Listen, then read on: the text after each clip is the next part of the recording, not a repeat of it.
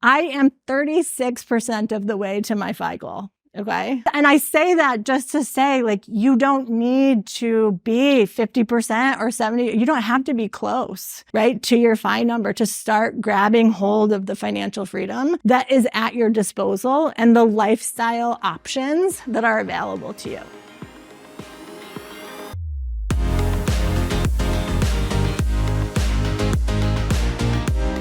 Thank you so much for having me. So I'm going to be talking about slow financial independence. So that's the form of financial independence that I most identify with, which pulls from the slow movement, slow living, and those ideas, with the focus being on intentionality. So slow doesn't mean it's necessarily about speed.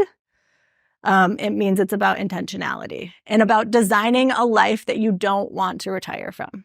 Okay. So I want to tell you a little bit about who I am and a little bit about my backstory. It seemed like yesterday everyone gave a little bit more than I was planning to do, so I'm going to add a little bit in there.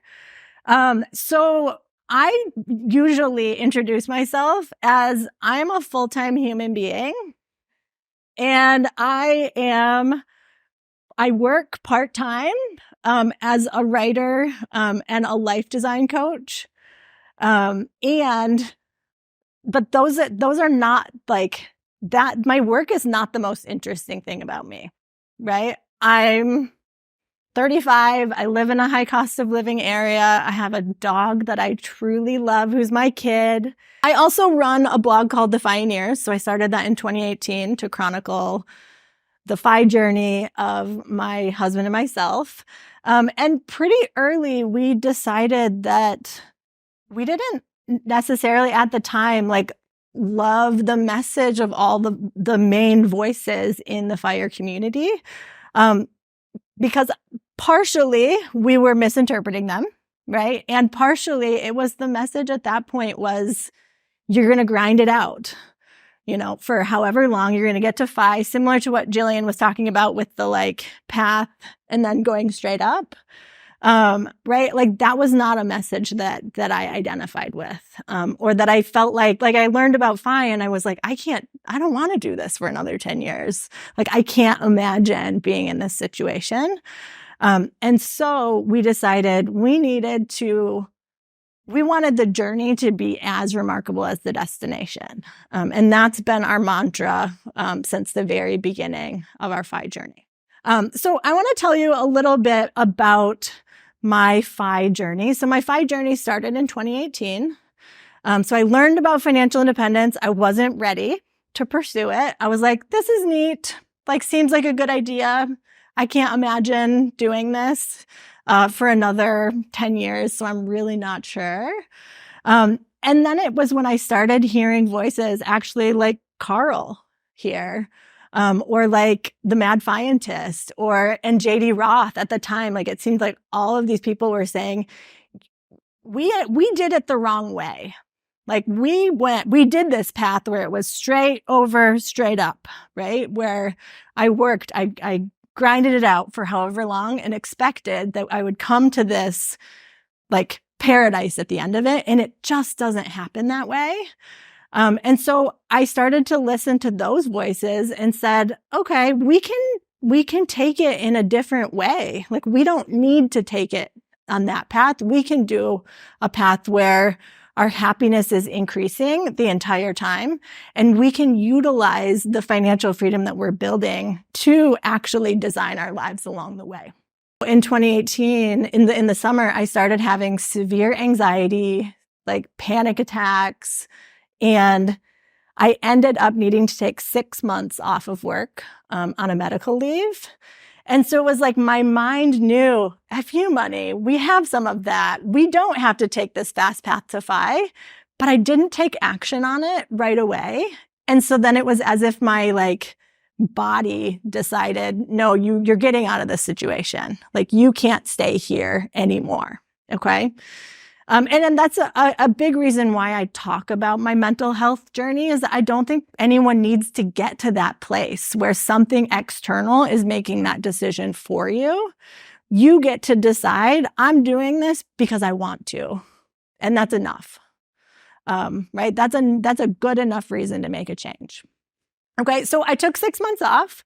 And during that time, I started to really realize, like, we have some FU money. We have a 9-month emergency savings. So, like, I can take the time off that I need. And then I realized, like, wow, we're saving like 40-ish% of our income. So, like, we're not really even going to hardly need to use very much of that, especially since I was receiving some disability insurance at the time. And so I started to look at money in a different way. And I started to ask, what can my money do for me today to help me build a better life, right? So it wasn't just up here anymore, right? It was getting into like the deeper understanding of my money can make an impact on the quality of my life today, right? Without jeopardizing the long-term goals, okay? So after about 6 months, I actually quit the toxic job. I didn't go back to it. And then in 2019, I actually went back to work part-time. And so I was originally thinking, I'll go back to work part-time for like 6 months until like my mental health is totally improved, and then I'll probably increase to full-time. But about a few months into that year, I learned about this concept of coast financial independence. And I know many of you are familiar with that because I heard a lot of talk about CoastFi in the introductions. But the CoastFi is the point at which you no longer need to save for your traditional retirement. So savings becomes optional at that point, okay? And so right, that the money that you've saved at your age will grow to provide you with what you need at the age of 60 or 65 or whatever age that you choose, okay? So we realized that we had reached that point, and I had an opportunity at work. They were asking me to increase my hours, and we were like, and realized, like, I may never need to work full time ever again. And so there was that moment of saying, like, no, I don't want to do that. Like, I'm enjoying the 3-day-a-week schedule. It's helping me focus on my mental health, my physical health, my relationships, hobbies, right? My life was so much fuller. And so I decided, no, I'm probably never going to work full time ever again. So my mental health was improving. I was getting to a place where I was like, I have some excess time and I have like excess emotional and mental energy. And so from there, I decided to launch the Pioneers from just a blog into a business where I do coaching and courses and, really support people on a small group basis on how to actually do this lifestyle design process and figure out what it is that they really want life to look like. In 2021, actually, about 9 months after starting my business, I actually realized that I could quit my part-time job and just run the business. And then we started to, figure out, like, what do we want our life to look like? We did a camper van experiment. So we rented a camper van to check out to see if like that's a lifestyle that we were interested in. And so I continued to be a quote unquote full-time entrepreneur. I work about 20 to 25 hours a week, running my business. And then we did our camper van conversion, over the last year. And that was the goal that we articulated in 2018. So when we first decided that we wanted to pursue FI, our reason for FI was that we wanted to be location independent. But instead of saying, okay, we have to wait for FI for that, we asked, how could we make that happen before achieving financial independence? Where do you all think that I am on my FI path? Okay. I am 36% of the way to my FI goal. Okay. And I say that just to say, like, you don't need to be 50% or 70. You don't have to be close, right, to your FI number to start grabbing hold of the financial freedom that is at your disposal and the lifestyle options that are available to you. Okay, so that's what we're going to dig into a little bit more here. So the big ideas that I'm going to talk about are that financial freedom is not all or nothing, and ways that you can design your life before achieving financial independence. So I think of that there's like 5 different stages to financial freedom that can give you different lifestyle design options, okay? So the path goes further this way before debt freedom. The path goes further that way past full FI. But this is my area of focus. Of each of these stages are going to unlock new lifestyle design options for you, okay? So the first one is debt freedom. And I'm just going to walk quickly through what they mean, and then we'll go into the specific lifestyle design options.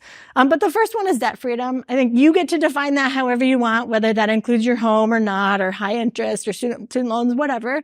The idea behind debt freedom, though, is that it reduces your expenses. And so it gives you options to say, I can generate less income if I want to, right? And so that's an option there. The second one is FU money. And so that's when you have a pot of money, could be your emergency fund, could be, extra from that or whatever's in your taxable investments. But that's the money that allows you to get out of a bad situation or take advantage of an opportunity without having to worry so much about the financial ramifications of that. Okay. The third one, which we've talked about a little bit already, is coast financial independence. So the point where savings becomes optional, right? So for me, at the age of 35, if I, want 1.5 million when I retire or something like that, there's a specific amount that's like, that money is going to grow. If you assume like a 5 to 8% growth rate, right? And that'll grow to reach my number by the time I'm 60, right? And so once you get to that point, then you can say, okay, I can scale back now and only cover my actual costs of living.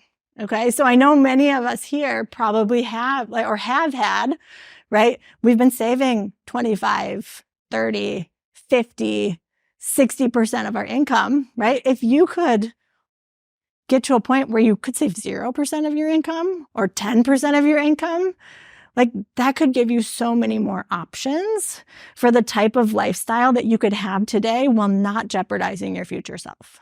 Okay. So that's coast financial independence. The fourth one is semi-retirement. So some people call this like barista fire. And this is where you're past coast FI. You're a point where you could start to withdraw, right? A little bit, but you still need to generate some active income. Okay. So then you have full FI, where your passive income and your portfolio can completely cover your expenses and you never need to work again.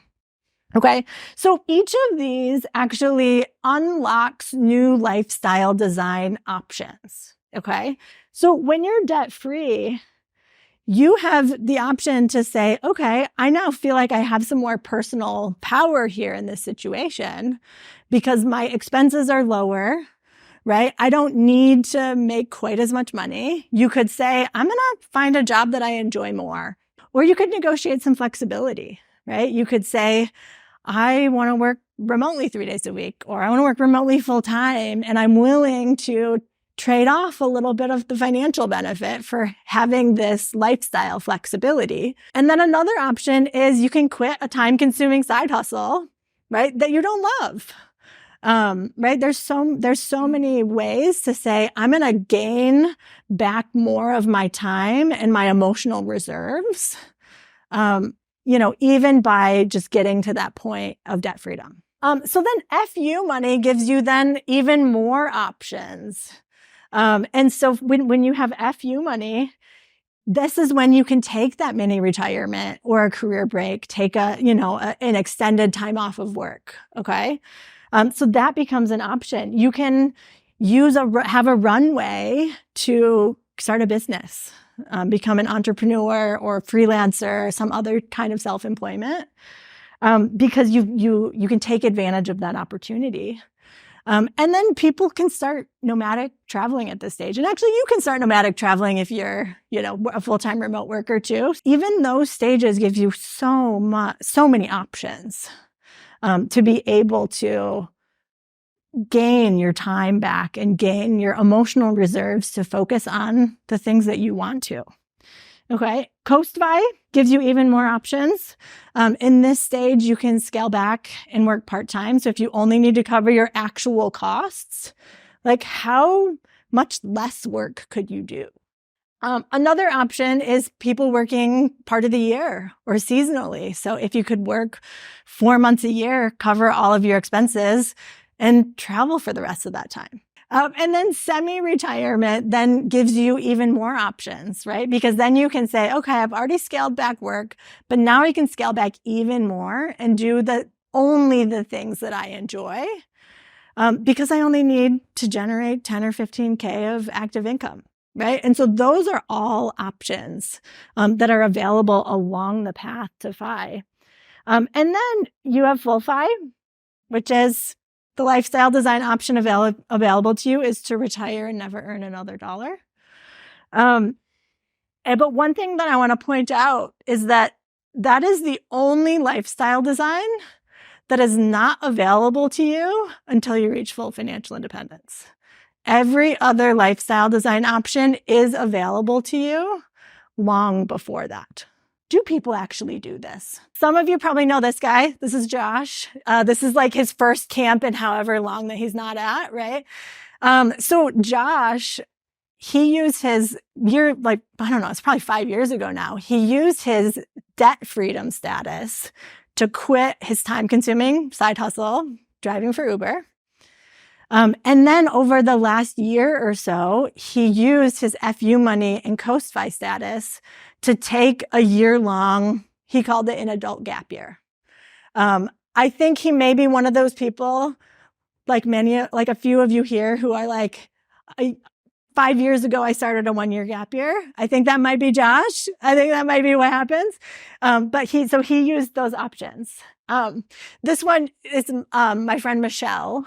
She used to write a blog called Frugality and Freedom. She's not writing that anymore. But she was semi-retired, like CampFI semi-retired. So she worked 4 months a year in like arts festivals. And then she would use that bank the paychecks to cover her full expenses for the year and travel for the rest of the time. All around the world. So she was in that CampFI status. This is my friend Anders.